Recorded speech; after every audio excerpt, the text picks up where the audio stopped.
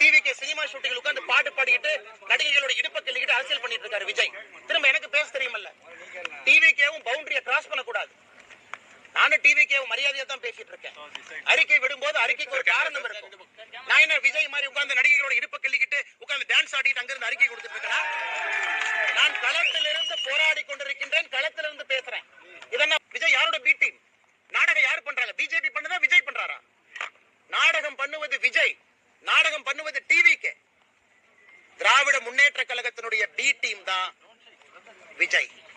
இன்னைக்கு நான் ஆணித்தரமா உறுதியா சொல்றேன், தமிழக வெற்றி கழகத்தினுடைய நடவடிக்கையை பார்த்த பிறகு நான் சொல்றேன், திராவிட முன்னேற்ற கழகம் மறுபடியும் ஆட்சிக்கு வர வேண்டும் என்று ஆரம்பித்த சீக்ரெட் ப்ராஜெக்ட் தான் தமிழக வெற்றி கழகம், சகோதரர் விஜய் அவர்கள். ஏன்னா வரம்பு மீறி அவர்கள் பேசும் பொழுது எனக்கும் பேச தெரியும்.